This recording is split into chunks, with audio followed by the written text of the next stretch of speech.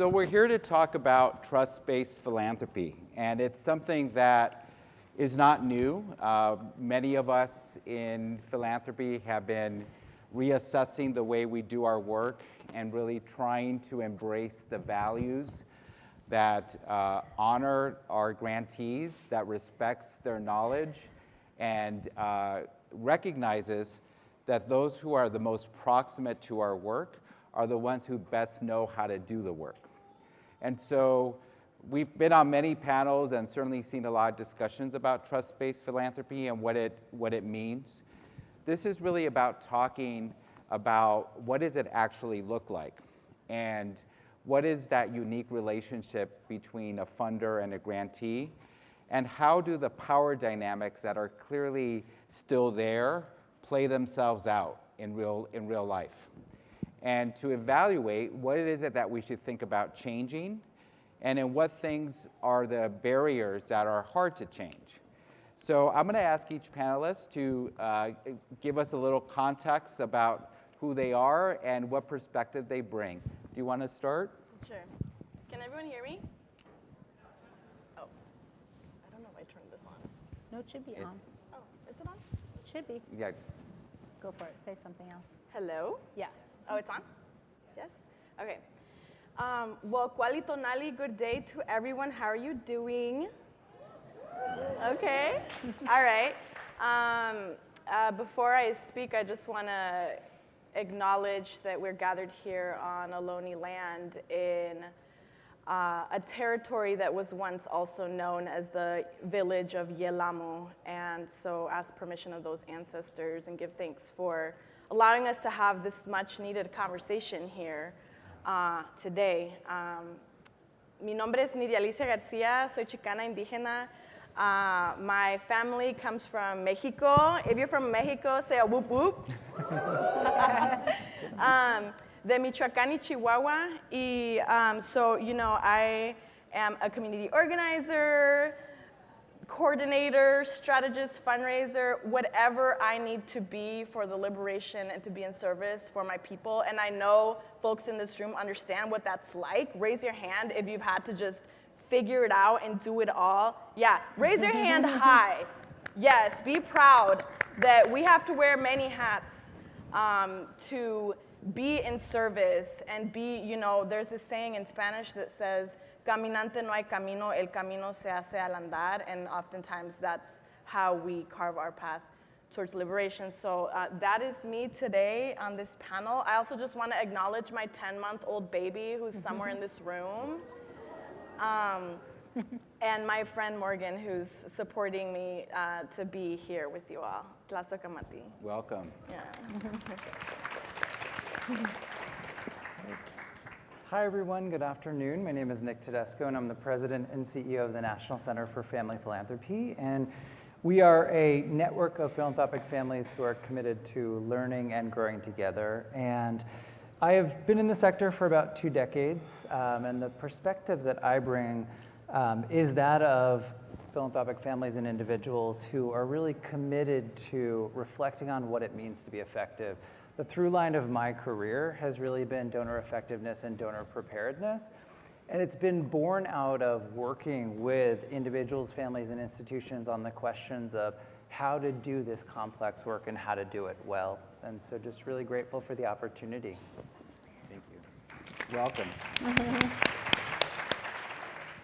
Hola, buenas tardes. Me llamo Regan Pritzker. Gracias por la invitación de HIP Philanthropy. Es un gran placer estar aquí hoy. I am coming here with kind of my donor hat. I come from a family, my personal background is actually in education, elementary education. I'm the mom of 3 young adult humans, and got into philanthropy because I was born into a family with a great deal of wealth privilege, and was born to parents who really understood the importance of breaking some of the cycles of wealth protection and intergenerational wealth transfer, and therefore invited me and my siblings to be more active and have more access to that money and be able to redistribute it in different ways. I'm on the board of a family philanthropy called the Libra Foundation. Hilda Vega, who's on staff at HIP Philanthropy, is a former Libra team member.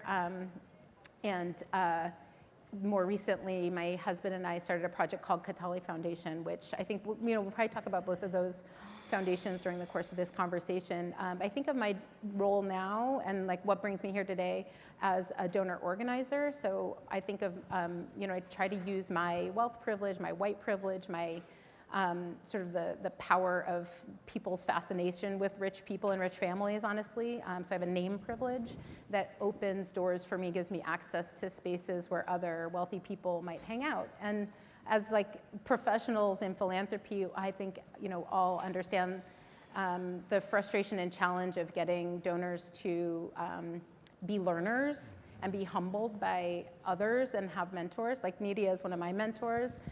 I'm always a fan of having younger than you mentors.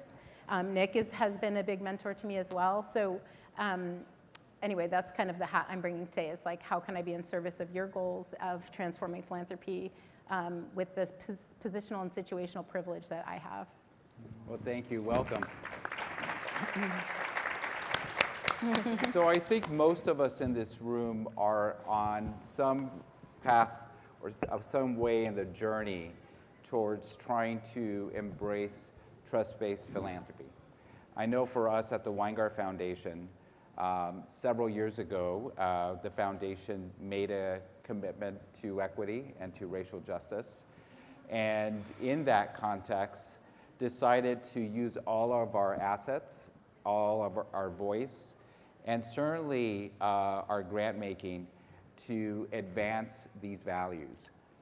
And frankly, it hasn't been till more recently that we started really thinking about in a very direct way, in what ways do we mirror the power dynamics that exist in the broader community? And so in what ways should we start evaluating and dismantling those very dynamics? So for us, most of our grant making is in the form of unrestricted support to our grantees. We are very committed to multi-year grant making to provide a level of predictability to our partners. We also are very specific in asking tough questions about governance.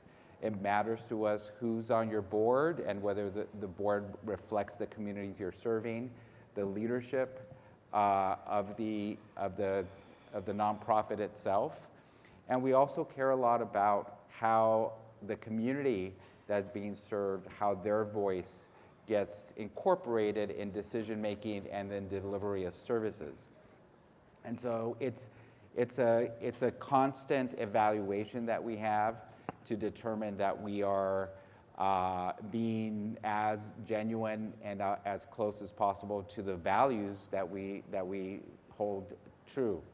So from the funders, could you share a little bit as to kind of where you're on in your journey to reaching greater trust-based philanthropy values and principles, and how do you know whether you've gone there or not?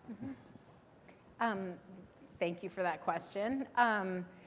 So first of all, I don't think there's a set destination. I think it's really important for us to take time to really vision, like, what is the world we're building towards, and not get too bogged down in like some specific idealistic, simplistic vision, but really,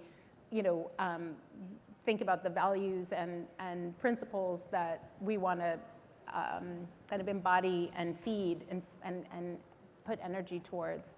And for me, those are rooted in ideas of community governance, deep democracy, equity, justice, repair, and regeneration would be a few, that kind of vibe. And our journey of being in service of that transformation has had already many steps. The Libra Foundation was born in 2005, and our initial our initial mission was really to support human rights, but with an acknowledgement of how the U.S. has often seen itself as sort of, U.S. human rights is like human rights is something that happens somewhere else. This was 2005. I think we've come a long way in understanding that we have big human rights issues right here, and if anything, those have gotten more more vulnerable in certain ways. But over a 10-year period between the founding of the foundation and hiring Crystal Haling as our executive director in 2016.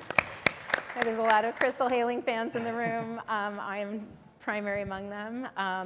She really, our search committee, when we were looking for an executive director, we were looking for someone who would push us and really bring Libra Foundation to a different place, to really transform it. And Crystal took us at our word, and she has been pushing ever since in a loving and constructive way to really help us realize the importance of centering racial justice and equity in our work in a primary way, really transforming our docket from kind of good organizations doing good things to having like a very transformative vision of funding BIPOC leadership, funding impacted leaders who are representing the issues that we're funding, and has really changed the look of our docket, and has also really changed the way we do our work. Similar to Weingart, we have streamlined the application process, so it's much easier. We try to do multi-year funding whenever we can. We try to be really responsive in how we meet the needs of the organizations we're in partnership with. But most notably, I think, is the really empowerment of our team that we do our grant making by working with the Donor Advised Fund. So the board has, we still have maintained like quite a bit of control and direction at a strategic level. But I think that Crystal and the team feel like really empowered to build and make commitments to our grantee partners without fear that the board is going to intervene in some way. So we sort of really have been educated to understand how we can be supportive and how we can avoid some of the pitfalls that I think traditional family boards sometimes fall into, especially when they hire staff who, they might say they want certain social justice goals to be met, but then there's resistance or there's roadblocks put up. So, there's been just a lot of education that has gone along with understanding, how we can be an effective board.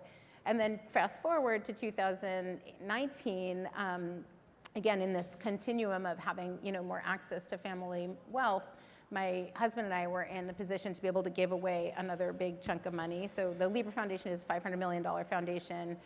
We started the Katali Foundation with $445 million. And from the beginning, that project was co-created with Amaka Agbo, who's the current CEO. Another Amaka Agbo fans in the room. Yes, she's incredible. And she had spent years developing a vision, a mission called Restorative Economies. And I came to her and I said, I want to redistribute this money. I want to do it differently. Can you help me? And that project from the beginning was really designed to challenge some of the assumptions about philanthropy. One primarily is the idea of perpetuity. So from the beginning, it was a spend out project.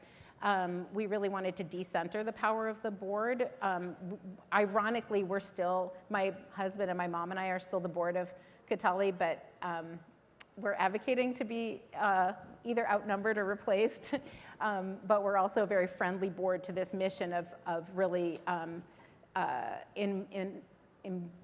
emboldening, engaging, supporting our team to be in direct relationship with grantees to be able to themselves make commitments around the money.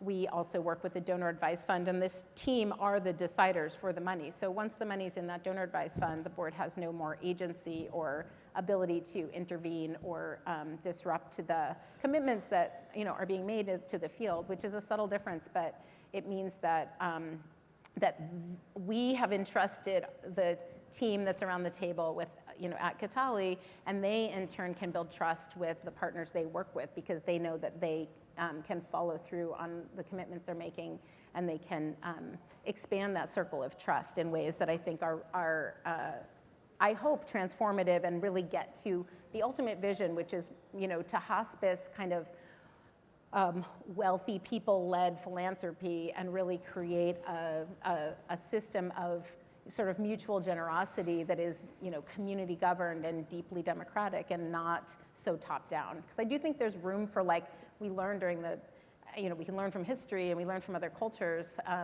and we learned during the pandemic, the value of mutual aid and just, and we all know that the most generous people are not wealthy people. Like, Right. They're the least generous people. They just have a lot of dollars to play with. So really kind of investing in a transformation to a philanthropic sector that looks much more like community aid and self-governance and sovereignty. Thank you.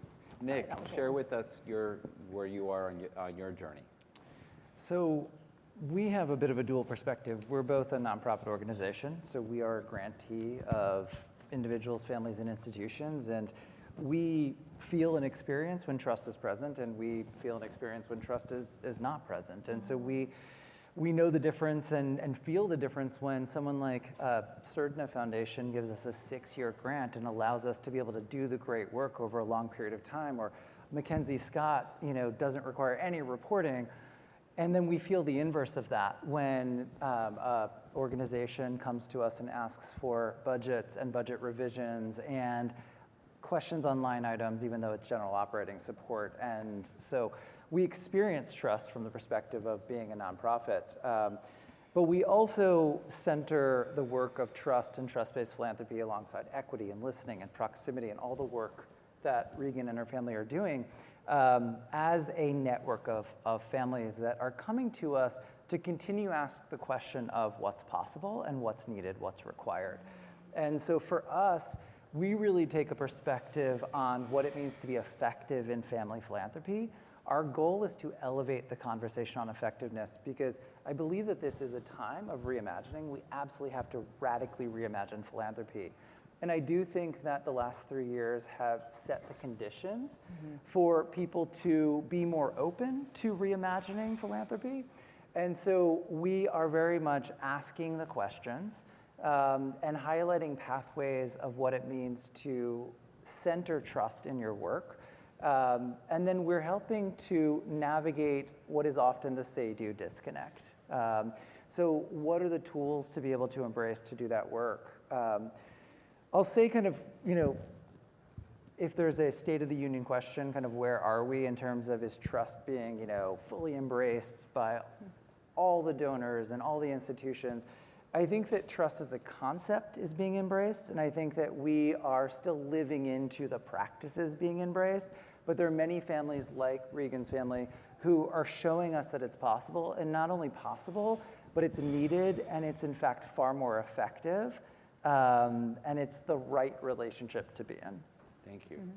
Now, from your perspective, you certainly hear from a lot of partners on the ground. You've been a partner. You also advise philanthropists. How far do you think sort of philanthropy, from your perspective, is in really embracing trust-based? And what does that look like? And when does it not look like what people say it is? That's a big question. I think what's important to understand is that we are in a climate crisis right now where 50% of life on Mother Earth is going into extinction. And our communities, my community, is also on the front lines of the impacts of climate change. In 2020, in the middle of a pandemic, before there was a vaccine, after months of financial stress, my small community in Southern Oregon that is a mixed status farm worker community was scorched overnight in the Alameda fire. And we watched 2,800 structures burn overnight. FEMA came, the Red Cross came, New York Times came, pictures were taken, promises were made, and to be honest, there needs to be a quicker strategy when you are saying that you are going to support the people on the front lines who are actively right now experiencing the damages of capitalism, of climate change, of patriarchy. We had family members who were coming in without socks, still needing to go to work to put the fires out the next day after their homes burnt down. And it took the three foundations in our state 6 to 8 months to get us any money. And the people who were providing the aid weren't even nonprofits. It was restaurant owners who shut down their restaurant to provide a culturally specific, safe place without police presence, where moms could go get diapers and food, life-saving things. And I don't think that philanthropy understands the emergency that we're in.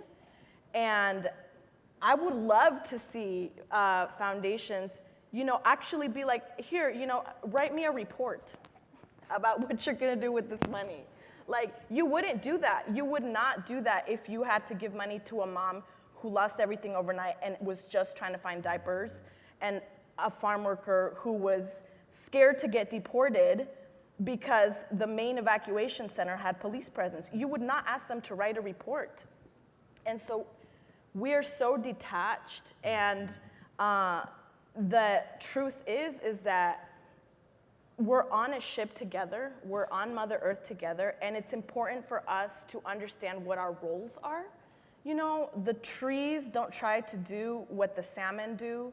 The bears don't try to do what the wolf does. They understand what their roles are. And I think for us, our communities, we are the experts, and we understand that it is our role to set the path forward and the vision for how we are all going to make it out of this alive. Mm-hmm. And if we can do that, then I think we can actively change the world for the better and create a path out of this scary reality that we're living in. And I would say that it's important to, in philanthropy, to understand the urgency and understand that the survival of everyone in philanthropy, everyone who has wealth distribution, is dependent on us leading the strategy, on us setting the priorities for how we are going to build that world together. Thank you. That's right. Nick? I mean, this right here, it lights such a fire for me, because we in philanthropy have overcomplicated this. We have built an industrial complex that has fallen in on itself. And it's riddled with bureaucracy, and we're not getting the capital to community with urgency. And to your point, I mean, you raised so many important points here, right? How are donors and institutions actually listening to community, directing capital in accordance with the guidance of community, doing it with an urgency, recognizing that there is a need that they need to respond to, and it can't be on their own schedule and agenda, right? Yeah. And I just think fundamentally we have to continue to beat the drum of philanthropy has to change, fundamentally has to change in terms of the way that it's practiced. Yeah. Oh, no, you go first. Well, I just wanted to say, because this adds to kind of the frustration that we experience on the ground when we have community coming to us as organizers saying, I need this now, they're experiencing the urgency, and us as community organizers, as multi-hat wearers, we're experiencing the trauma with them. And the frustration of, a foundation, I'm not really gonna say their names, but it's not anybody on this panel. If you know, you know. 3 years later, we had to cancel some programming because our youth are experiencing serious mental health issues after the fires. And I met with this program officer. They're like, oh, sorry, I can't give you funding yet because we haven't figured out our strategy after 3 years. I'm like, well, do you need me to come and help you figure out your strategy? Yes, they do. Like, do you need, because I'm sure that, I say that because we did that. When we raised money through a crowdfunder, and it was in my hometown, and it was in my name, and my other friends were like, oh my God, in your small town, everybody's like, oh, that she raised money, and did she even distribute it? I was like, we're not gonna even have that conversation. We're gonna meet at the taco shop. We had 20 community members who came and sat down with us. I was like, we're gonna come up with these priorities together. It took us no more than 3 hours to set the priorities for who was gonna get that money. Y allí se acabó. So, That's helpful. Regan, do you want to, and we're going to go to questions in a bit, but you want to add? I just wanted to say that, when we think I think too often we think about philanthropy as a isolated island, which of course is, very white supremacy culture to like divide these issues and not see the natural, interconnectedness. But philanthropy is part of a, whole economy and economic vision and individualism and, the privatization of the control of public services. And I mean, there's this terrible history behind it. So when we think about changing it, it's, it really is a tension between like, can we fix it or do we need to dismantle it? I often talk about hospicing philanthropy towards, it's a reincarnation of some kind potentially, but I also think, if we are going to continue to even talk about philanthropy, we need to acknowledge the fact that it sits inside all these other systems, including the nonprofit structure, which I relatively recently learned some of the history of how nonprofits became this parallel economy because they were initially created through mostly women volunteering, because of course their husbands were the wage earners back in the day. So the well-intended women were out there volunteering if they were of a certain class, right?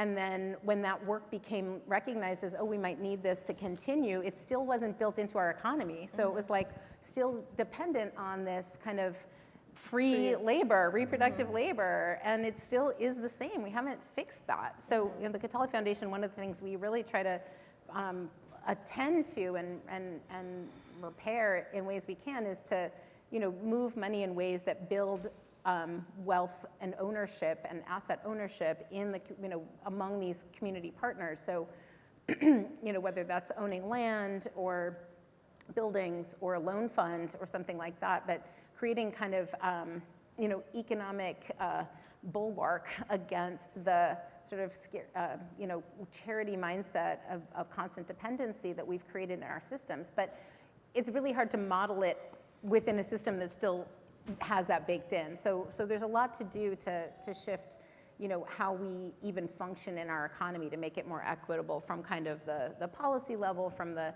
community governance level, just building and reinforcing and funding the folks who are naturally drawn to kind of collective governance and collective ownership, or are innovating around models of community sustainability, in these different arenas. Thank you. Why don't we invite HIP members to ask questions? If anyone has a question, I see one person holding up a mic here, one back here. Just raise your hand if you have a question for any of the panelists, or maybe you want to kind of share where you are in your journey towards trust-based philanthropy.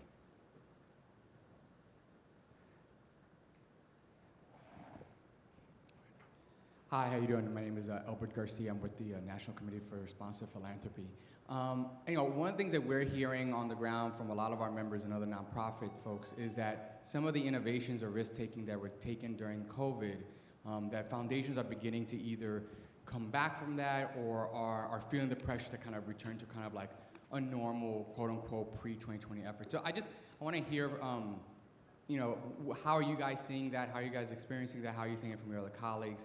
And just kind of, what is the message in many ways to be said back to those grantees about how they kind of, some of these innovations that may have really helped at least let them survive.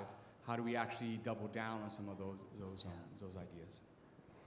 Who'd like to share about the lessons learned from the pandemic and how you're applying them? You want to go ahead, Nick? Yeah, happy to share some perspectives. We've been reflecting on this across our network, and we have the very fortunate position of looking across many, many families of all sizes and scale of their philanthropy, and so we chart kind of the trends here. I mean, a couple of things that rise up for me in that question. The first is that we need to really look at the psychological barriers to change in order to actually see lasting change, right? So fundamentally, we saw a change in practice in philanthropy during COVID, and that was born out of crisis and necessity. And I think what we're seeing now is this return to a place of comfort and the default position. And that really gets to this element of this psychological attachment to wealth and control and privilege and power. And so the question is, how do we continue to amplify a conversation that puts the pressure on those who hold the power to feel the urgency that they felt during the COVID crisis, right? To feel the urgency to change. And I think that the narrative, the discourse on philanthropy and the way that it has been elevated over the last 10 plus years is doing such a service to the sector, because I actually think the donors themselves are feeling more pressure on this. And really that's what led me to this work. You know, probably 15 plus years ago, I helped build and launch the Giving Pledge campaign, and fundamentally being part of that campaign and seeing the questions that were being asked, seeing the challenges that were being met in the practices of philanthropy is what started me on my learning journey. And I think we have to fundamentally reframe what it means to be a donor. I think we have to reframe what it means to be an institution. And I think we have to keep the pressure on those donors and institutions around what it means to be a steward of wealth that is in the public trust, and that fundamentally is your responsibility to make sure that you're doing right with and by, right? Regan, do you want to share?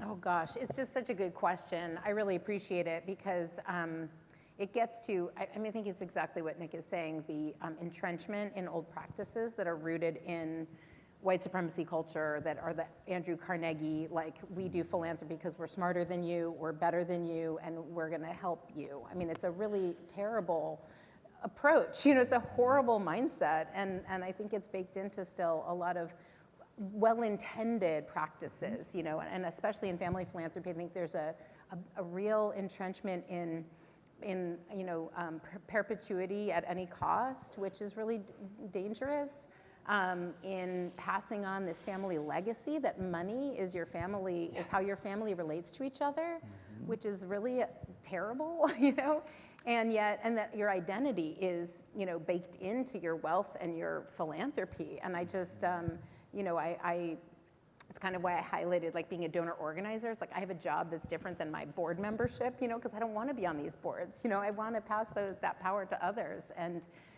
but people do need to feel, you know, have a sense of identity and have a sense of family connection. But I think the more we can help folks realize that by being, you know, more radical in our giving, being willing to disrupt those default modes of doing philanthropy, that we can, you know, first of all, make sure that the folks who have the answers, like Nidia and you know, are leading and have our, you know, Ashley Woodard Henderson says, fund us like you want us to win, you know? Like, that's what I really want to see, but I think it's gonna have to be a constant drumbeat, and we have to actually, like, you know, for me, I feel like my role is to, like, make relationships and embrace with love people who are in those seats of power and haven't had a chance to build community, so they can feel like they can let go, and that they can feel seen and loved by the communities they're supporting, and not have to, like, feel this, like, isolation and anxiety about it. So what have you seen on the ground in terms of the change in how philanthropy shows up following the pandemic, and what ways has it been helpful? Do you see a retreat back to the way things were pre-pandemic? What can you share about that? Yeah, well, I mean, it's the same thing we saw when our relative George Floyd, his life was taken. There was, like, a drastic investment for that. Same in my community. There was a lot of, oh my gosh, because now it's visible. Now we are out now you're seeing that our communities are burning down, and you can't hide away from that. You can't look past that when you're driving down a scorched town. and then it stops, you know?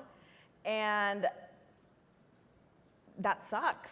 That sucks for us when all of a sudden there's like another squirrel and then like, oh, attention's over here and the strategy has changed and things have been reworked. And we're like, but our whole stuff burnt down and we're still recovering. We're gonna be recovering for the next 30 years, if not more. And so, you know, fund us like you want us to win, but also fund us like your survival depends on it, because it does.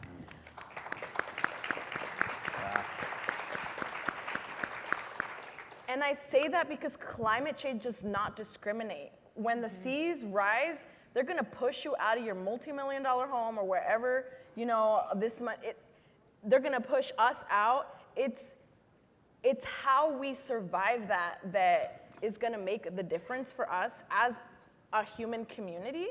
And for those of us who've had our lifelong practice of surviving capitalism, ableism, patriarchy, and all the isms insert here, we're actually experts in surviving that, because we should not be alive. I shouldn't even be here, you know? But I am, because of the practices, the mutual aid practices that our communities practice in, day out.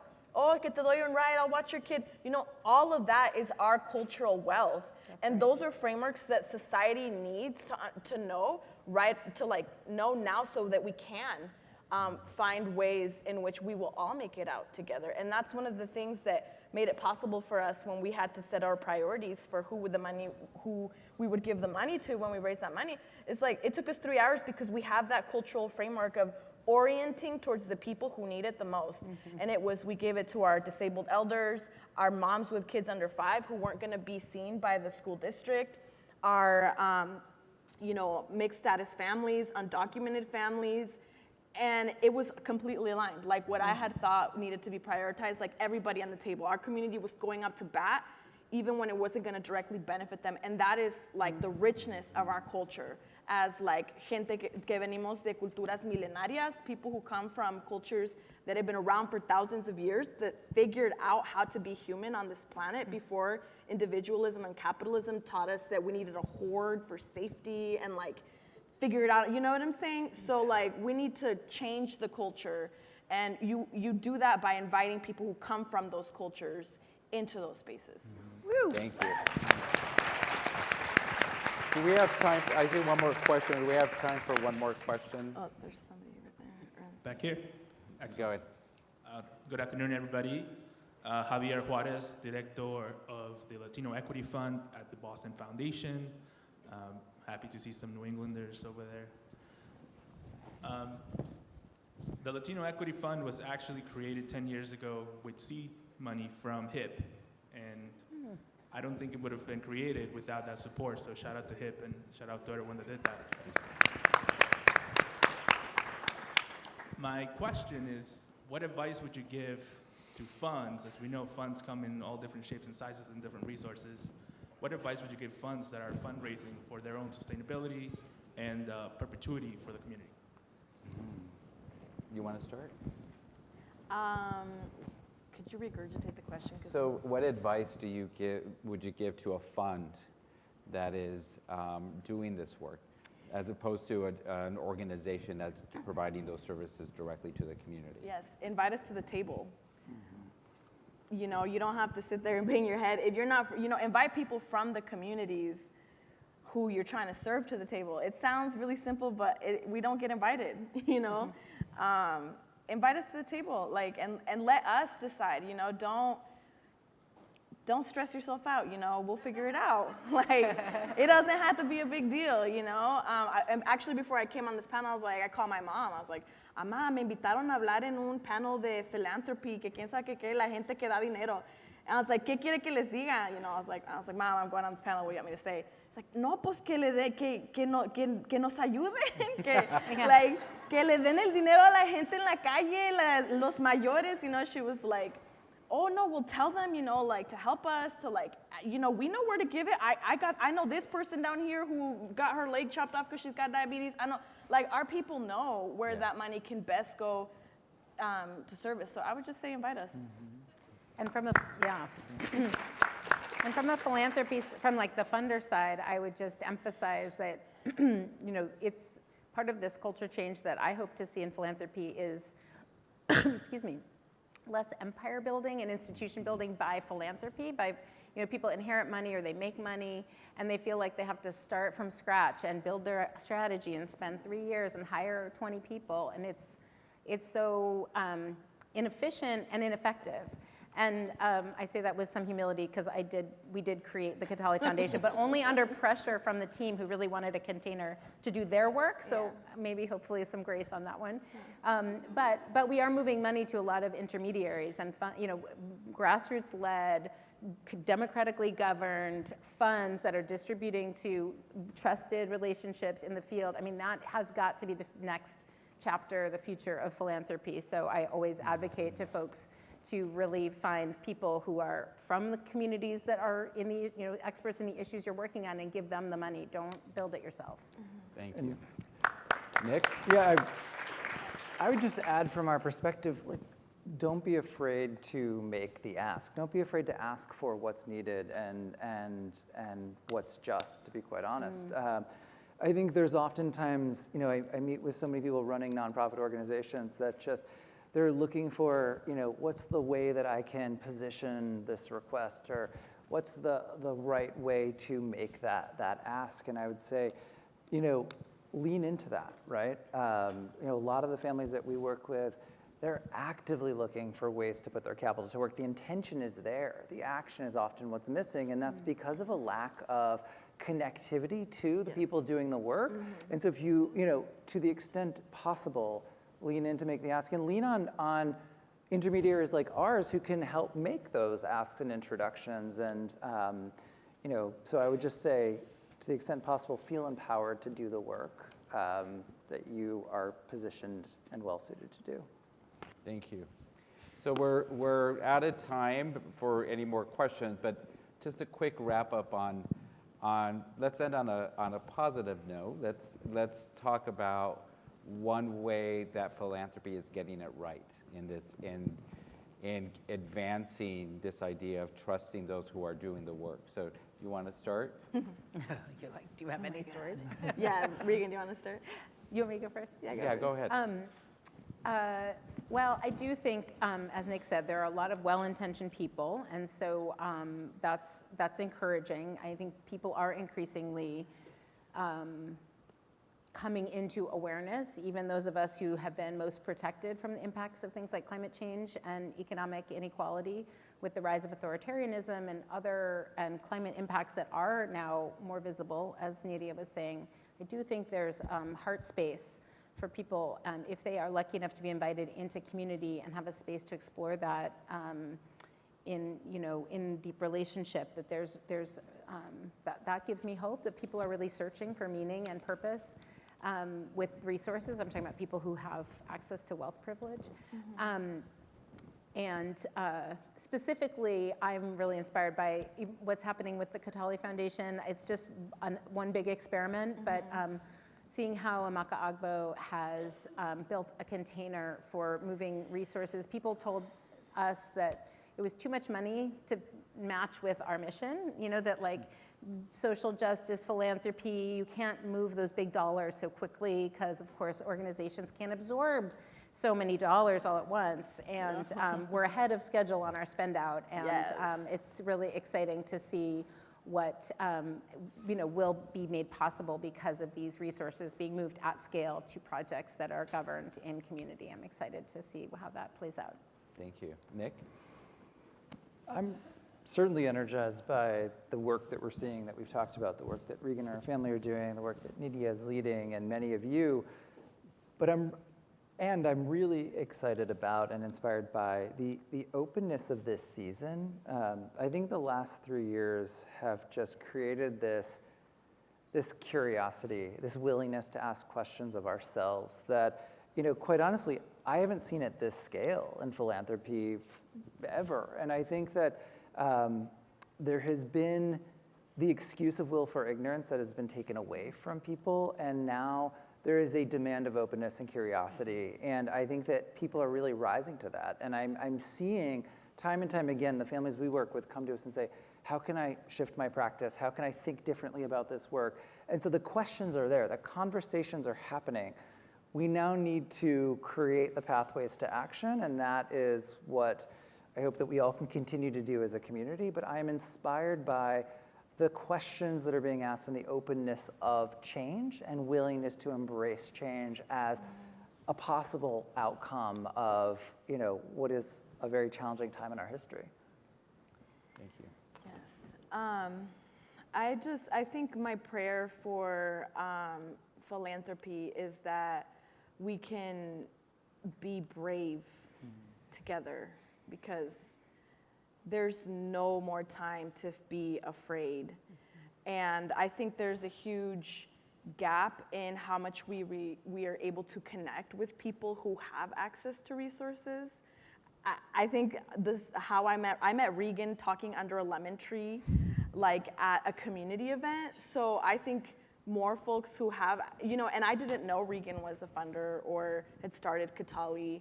And I think that's what we need to do, is we need to relate to one another and not be afraid of what that's gonna mean.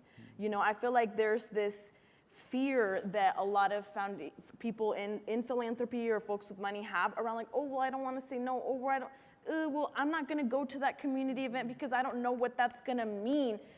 Don't be afraid, we have to, there's no more time for that. Like, we need to be finding ways in which we can find our roles in this ecosystem together. And that requires relationship, and it requires showing up to each other's events, showing up to each other's actions, and being in it together and acting like our liberation depends on our ability to love one another beyond money, because money's not going to save us, and it's important to understand that relationships is what's going to save us and what's going to help us make it out of this literally alive. Thank you.